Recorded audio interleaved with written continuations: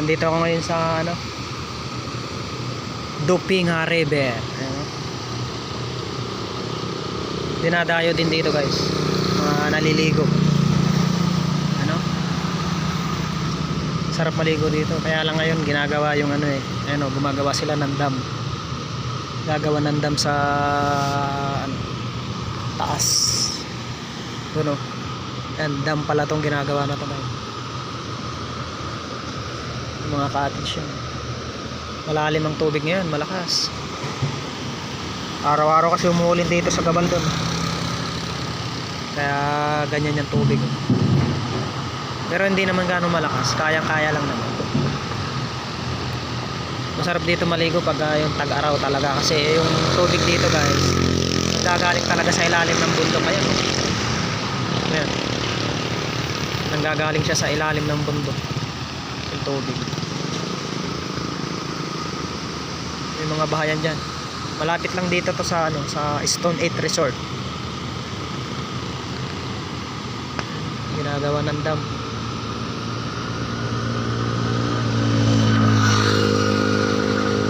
May mga naliligo, naglalaba yung mga katutubo.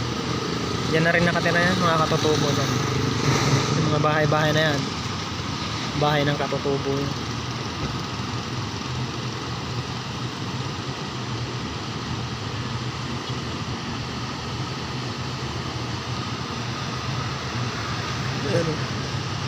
Nasira na nga yung pinakaano nila. Ano? Naputol. Pero nung araw guys, no, ano, maganda to dito. Ayan, natabunan na yan eh, yung pinakadaan ng tubig na yan, natabunan. Nahukay na naman ng nagtag-ulan uli dahil yung tubig lumalakas. Yan, natabunan na yan.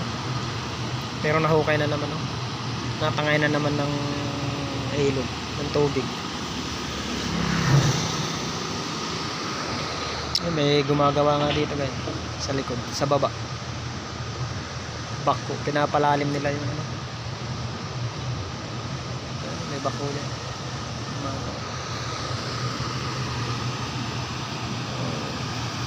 May ano dyan eh, pwedeng tumalon dyan yung mga bata, oh, naliligo. Yan, yung mga naliligong bata, oh, nagpapaano, galing, oh, nagsasanay lumangoy, oh.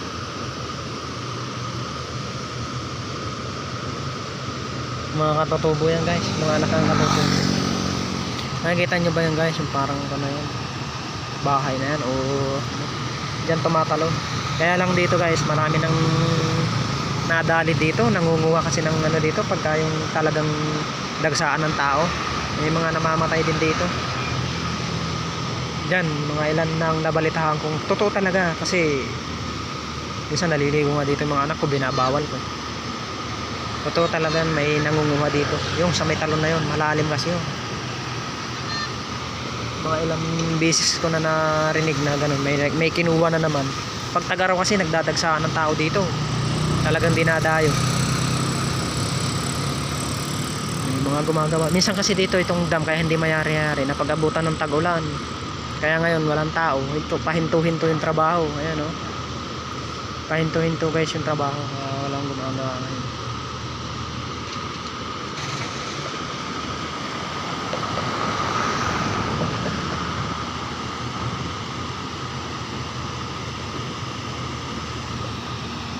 Ambon-ambon nga, oh. Sarap maligo dyan.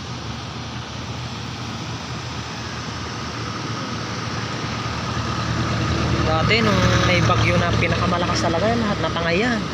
Yung mga cottage na yan, natangay lahat yan dahil yung tubig umapaw dyan, umabot dun sa may mga bahay-bahay na yan. Umabot yung tubig dyan, nawas out yan lahat. Yung ayaw ko kung anong bagyong malakas yun. Bagyong malakas ang tumama dito sa Gabaldon, Nueva Ecija. Was out lahat yan, mga cottage na yan. Ayaw ko lang ngayon eh, mararating nga lang kagabi ng bagyo eh. Ewan ko kung dito sa amin meron, pero ayan, masama yung panahon eh, kaya maambon-ambon lang.